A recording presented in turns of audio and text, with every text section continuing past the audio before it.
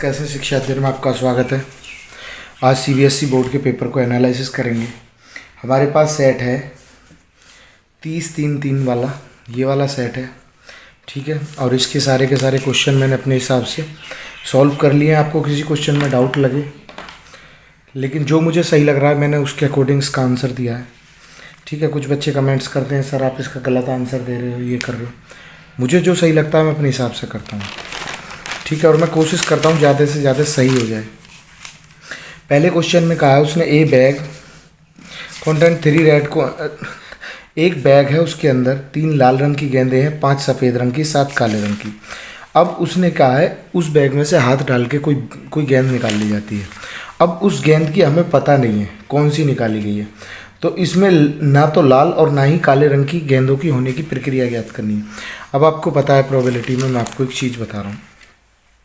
एक चीज़ आप जानते भी होंगे कि जितनी हमारे पास गेंद है टोटल गेंदों की काउंटिंग करके उसे नीचे लिख लेते हैं। जो हमारे पास जो नहीं है उनको घटा देंगे, तो कितनी हो जाएगी, इसमें हो जाएगी हमारी टोटल गेंद कितनी है 15। और कौन कौन सी नहीं निकालनी, लाल और काली। लाल कितनी है हमारी 3 है, काली कितनी है हमारी 7 और 3 10, 15 में से 10 के कितनी बची 5, 5/15 यानी कि 1/3। पहले का आंसर ए हो जाएगा, ठीक है। नेक्स्ट दूसरे में देख लेते हैं। दूसरे में कह रहा है 400 अंडों के एक ढेर में एक खराब प्राप्त अंडे की प्रक्रिया इतनी है एक ढेर। देखो माना एक खराब अंडे की जो हम मान लेते हैं उसको x मान लेते हैं, ठीक है। तो ये क्या हो जाएगा, और कुल अंडे कितने हैं x/400 मल्टीप्लाई = 0.045।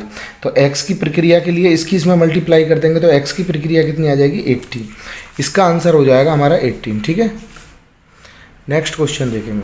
नेक्स्ट क्वेश्चन में बोला उसने parameter of sector circle who centre angle of इतना, उसका रेडियस इतना दिया हुआ कुछ नहीं है, 90 डिग्री का है, तो इस तरह का बना हुआ होगा, ठीक है। यहाँ 7 है, यहाँ 7 है, और इसका फॉर्मूला क्या होता है θ/180 गुणा πRL, ठीक है। अब इसको जब हम सॉल्व करेंगे ये आ जाएगा हमारा कितना 25 सेंटीमीटर, ठीक है।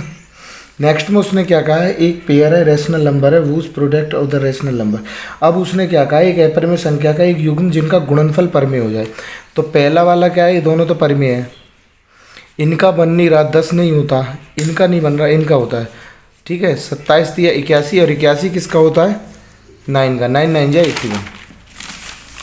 नेक्स्ट क्वेश्चन में उसने कहा है 2 अलग अलग बिंदुओं पर प्रतिच्छेदित करने वाले 2 वृत्तों पर खींची जाने वाली उभयनिष्ठ स्पर्श रेखाएं अधिकतम कितनी हो सकती हैं। सपोज करो एक सर्कल ये, दूसरा सर्कल ये, अब इनकी उभयनिष्ठ रेखा यही तो हो सकती है, और तो कोई है नहीं भाई। इसको खींच लेंगे तो इसके अकॉर्डिंग नहीं होगा, तो इसका कितना आ जाएगा 2 आंसर। नेक्स्ट में देखो from a point of ground which 30 meter away in the foot of vertical towers. देखो जब मैंने इसको सॉल्व करा है, कुछ नहीं करना, ऐसे हाइट ये है 60 डिग्री के एंगल पे है, एंगल कितना है इसका 60 डिग्री का, ठीक है। 60 डिग्री के एंगल पे जो इसका बेस दे रखा है ये 30 मीटर अवे दे रखा है, हाइट इतनी दे रखी है।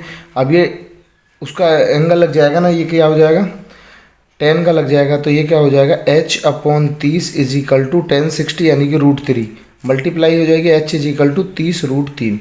आंसर क्या आ जाएगा इसका बी आंसर हो जाएगा, ठीक है। HCF वगैरह दे रखा है, कोई बहुत आसान क्वेश्चन है, इसमें तो कुछ है ही नहीं। क्या करना 252 गुणा k बराबर 2520 गुणा 660, जब इसे काटोगे 1650 आंसर आ जाएगा, ठीक है। अगले वाले क्वेश्चन में कहा है a man of the 5 number is include the man of 6 number become 17 इनकी। देखो 5 संख्याओं का माध्य कितना है 15। अब इनमें से एक संख्या मिल जाए पे इनके 6 संख्या को माध्य कुछ नहीं। देखो 5 संख्या तो कितना हो जाएगा इनका 75, ठीक है। 15 पंजे 75। अब 6 संख्या को 17 17 छिक्का 102, 102 में से 75 घटा लो कितना आ जाएगा 27, यानी कि अगली वाली संख्या कितनी थी हमारी 27वीं संख्या थी। अगला वाला क्वेश्चन क्या है उसने, the pair of linear equation. अब इसे चेक करेंगे, इसका कोई नो सॉल्यूशन है, ठीक है। इसे आप कर भी सकते, बहुत आसान क्वेश्चन इस, ठीक है। अब ये बताओ ये 90 डिग्री पे है, अब ये 70 है, तो ये 20 बचा नहीं बचा बच्चा, क्वेश्चन नंबर 10 में देखो, ये 20 बचा, ये 20 बचा, 20 20 40। अब 180 में से 40 गया, कितना बचा 140। इसका आंसर कितना हो जाएगा हमारा, इसका आंसर हो जाएगा हमारा बी 140। नेक्स्ट क्वेश्चन में देखो, बहुत आसान क्वेश्चन है। उसने कहा ए डी दे रखा है, डी बी दे रखा है और उसने बी सी दे रखा है। अब ये बताओ, ये सब एक दूसरे के हैं कि नहीं? तो ये इसके बराबर होंगे, नहीं होंगे? बिल्कुल होंगे। तो फर्स्ट केस में हम क्या लिखेंगे, ए डी बटे ए बी बराबर डी ई बटे बी सी। ठीक है, तो ए डी कितना है हमारा 2 और ये कितना हो जाएगा 3 और 2 5 और ये कितना है हमारा डी ई और ये कितना है 7.5 है। 7.5 के 2 में मल्टीप्लाई कर दोगे, 5 से डिवाइड कर दोगे, 3 आंसर आ जाएगा इसका। ठीक है, नेक्स्ट में देखो, टू डाइस थ्रो टूगेदर, अरे दो पासे एक साथ फेंके जाते हैं उनके। सो डिफरेंट नंबर ऑफ कितना आता है, 5 से 6 36, 5 30, 30 बटे 36 यानी कि 5 बटे 6। अब देखो ये वाला क्वेश्चन है, अच्छा क्वेश्चन है। उसने दिया हुआ है साइन एल्फा का मान, ठीक है, √3 बटे 2। एल्फा कितना होता है साइन 60 और कॉस का कितना हो जाता है कॉस 30। अब उसने कहा tan 60 का मान कितना होता है √3 और इसका मान कितना होता है 1/√3। कितना आ जाएगा आंसर 1। ठीक है, नेक्स्ट में देख लो, What should be add to polynomial x² 5x + 4 so this 3 is the zero of solution। जब इसे सॉल्व करोगे इसका 2 आंसर आएगा, मैंने कर लिया। ठीक है, द स्मॉलेस्ट इरेशनल नंबर। अब कुछ नहीं करना, देखो बहुत आसान क्वेश्चन है। वह छोटी छोटी परमिशन क्या है याद करो, जिसके √5 में √20 में गुणा करने के बाद में एक परमिशन हो जाए। तो √20 की जब 5 में करोगे 100 हो जाएगा। 100 किसका होता है 10 का होता है। बात खत्म, ज़्यादा समय नहीं लेना। देखो क्वेश्चन नंबर 16 है, इस पर बहुत बच्चों को डाउट भी है।